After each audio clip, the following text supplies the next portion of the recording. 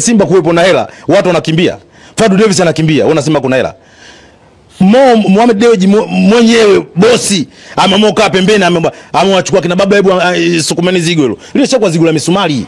Kila mtu hataki kulibeba lile sasa hivi. Kila mtu analikimbia lile zigo. Wewe utasemaje kuna hela? Yaani kwa sehemu yenye hela kuna watu wanakimbia? Kwenye neema nani anaondoka kwenye neema? Kuna mtu anaondoka kwenye neema? Kwenye neema huwezi kuondoka. Lazima uendelee kupambana, uendelee kubaki kwenye neema. Hata kila mtu timu haitaki. Wamemchukua kocha yule, sijajua alichovutiwa zaidi kitu gani, sijui. Au wanasema mwalimu ana mbinu. Mbinu gani alizokuwa nazo? Angekuwa na mbinu angewafunga Simba, wangesonga mbele. Kama kweli angekuwa na mbinu, kama mbinu kweli angekuwa nazo. Sawa. Wao cha kufanya wangefanyaje? Yule kocha angeendelea kufanyaje? Angeendelea kubaki pale. Yani angeivusha ile Gaboroni kutoka hatua hii kwa kuitoa Simba. Sasa nyinyi kocha mmemtoa. Nyinyi wenyewe mmeshamtoa kwenye mashindano. Mnamchukua tena wapeke avusheni kwenda juu zaidi. Kwa hiyo Simba wamebugi kumchukua Demetri. Wale pale wamebugi, lakini pia nampongeza Fadlu. Fadlu amejiwahi kama ambavyo alitangulia kufanya mwenzake. Yaani ujio wa Florai Benge. Ujio wa Florai Benge ilikuwa lazima hapa makocha wakimbizane. Uwezi kucheza ligi moja na Florai Benge atakuzalilisha. Lazima wewe uondoke tu. Sasa unaondoka kwa njia gani? Fadu Davis unaambiwa huko Botswana ilikuwa bala lake sio dogo, anataka kuondoka kwenye klabu hataki. Analazimishwa bana acheza mbaya hapana. Alikuwa anashindwa kumalizia tu kama jamani, kwenye ligi amekuja Ibenge, mimi nitamfungaje Ibenge?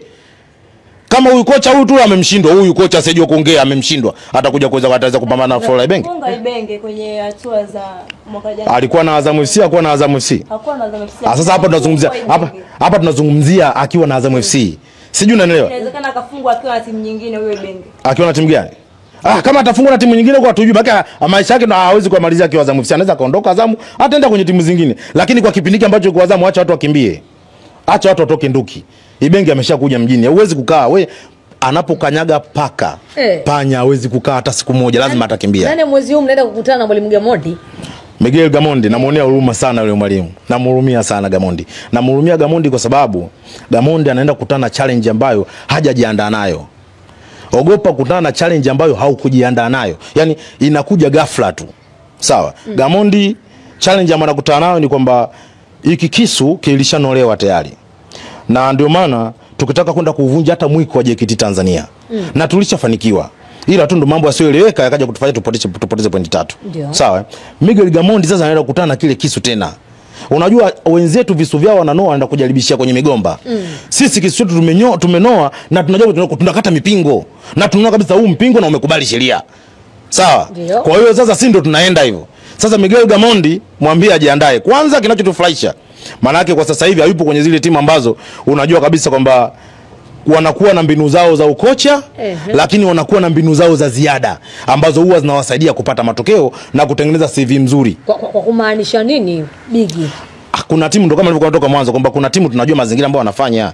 Ndio maana nakwambia marefali wa nchi hii, wewe angalia makosa ya kibinadamu kila siku zinanufaisha upande mmoja tu. Ni timu gani ambayo umewahi kuiona wewe imenufaika na makosa ya nani?